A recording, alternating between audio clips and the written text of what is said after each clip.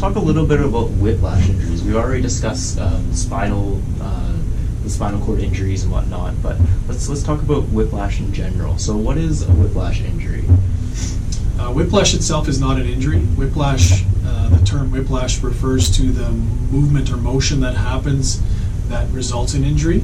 So the whipping motion of the head and neck, and then that whipping motion or the whiplash motion results in, as I said earlier, decelerating forces having to take place, and then if the muscles are not quick enough, say you get rear-ended in an automobile collision, and what happens in that case is, again, your body is a stationary object in the vehicle, just like your brain was a stationary object in your body and your skull as it's moving.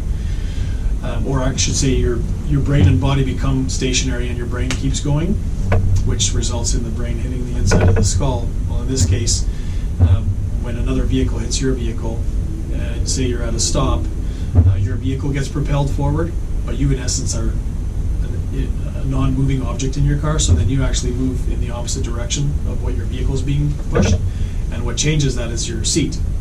So as your seat approaches your mid-back, it elongates your back, and when that happens, wherever your head was in relation to the headrest, it gets elevated. So then your headrest, and it depends on how forward and close and not close to your headrest you are, it'll act as a fulcrum where you can actually sling or whip your head over that. But it's not quite that simple, because as your torso gets pushed forward by your seat, your head is a stationary object, and then your torso, and then so basically that domino effect happens from the bottom up, versus when you hit your head, it's from the top down. So then the shear motion between your neck vertebrae happens in a stair-stepping fashion as well until it gets to your skull, and that's the last whip moment. And so I think that's where the largest amount of force gets brought to, and having a average 10 to 12 pound head on top of these two little bones, the first and second neck bones, and then that shear force, when your momentum is trying to be decelerated, or you're trying to decelerate your head, it will shear ligaments in that area. And so the whiplash movement that happens results in, again, a shearing effect between the skull and the vertebrae, resulting in technically the same effect as a force to the head or a hit to the head. Does that make sense? Yeah, it definitely makes sense. Except the transmission of forces goes from the bottom of your neck up versus your head and the top of your neck down. But Okay. the mechanism is pretty much very similar. Yeah, picture clear. My next question was going to be, how do whiplash injuries occur? But you basically just answered that. Is there anything else you wanted to elaborate Well, yeah, on again, that? there's no such thing as an actual whiplash injury. It's a whiplash mechanism. So the trauma mechanism is a whiplash trauma. Okay. And then the actual injury that happens is inevitably sprain to ligaments. There are also muscles that get strained. So muscles strain, ligaments sprain. And because muscles and tendons have a sufficient perfusion of blood, their capacity, and they're also elastic, their capacity to get stretched and then recoil and then heal if there is any ripping or tearing of fibers is really good, whereas a ligament is literally a passive fibrous tissue that has very little, if any, elasticity to it. So when it's put to the test, it's either going to resist the bones from moving away from each other or shearing relative to each other, or it's going to fail. And it's going to fail either in a microscopic level where some of the fibers tear, or it's going to fail on a macroscopic level where the whole thing rips. And in either case, what you're left with after that is a permanent deformity.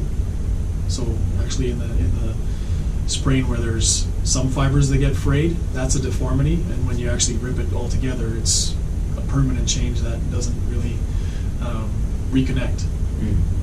And even when you stretch it, that deformity stays a deformity. So any healing, if you were to define healing as returning to, or the tissue returning to exactly the way it was prior to the damage happening, that doesn't happen to ligaments. Any quote-unquote healing that happens in ligaments after they've been stretched is in a stretched position. So they'll scar up and patch after being stretched, still stretched. And so if the job of a particular ligament was to limit the amount of movement between two bones to 0.5 millimeter or 1 millimeter in each direction, or in whatever direction that ligament's job is to prevent motion to, and it gets stretched to the point where the motion is no longer 0.5 millimeter, but it's, say, 4 millimeters. Now you've just unfortunately acquired 3 millimeters of extra movement between bone A and bone B, and if those just so happen to be at the level of the brainstem, you can see how that change in position can put pressure for a period of time on whatever's traveling through that area, and in this case it would be the brainstem. So resulting in a whiplash, trauma, ligament damage or ligament injury, ligament sprains that would be deemed permanent, a permanent change, rendering the movement between the bones at that ligament, where the ligament is injured, as permanently more than they should be.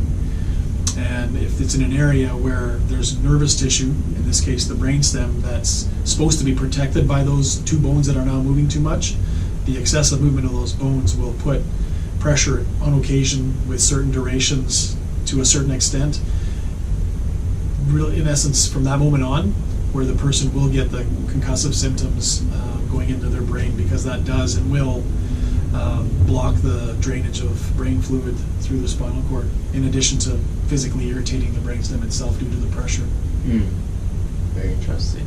And now we've talked previously about the difference between the amount of force that's required to sustain whiplash or neck or tendon injury versus mild traumatic brain injury. Can you talk a little bit about the difference of force between the two? In reality, it doesn't require a lot of force at all. The notion that when you don't expect a trauma to happen, you're better off is not true.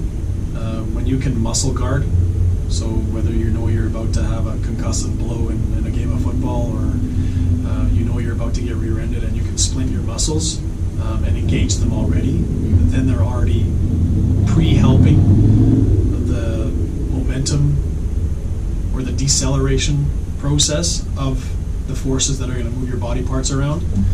And so when they're expected to react, so for example a blindside hit in football or hockey, where the quarterback or whoever is not expecting, or the receiver's running across the field and he gets clocked, and oftentimes you'll see that they won't get clocked hard, but they'll get clocked kind of on their jaw, and it'll twist their neck and they'll hit the ground like a sack of hammers. And so but then you also see head-to-head hits that look like, you know, the helmet should explode, and these guys both get up and walk away and they're hunky-dory ready to go for the next play.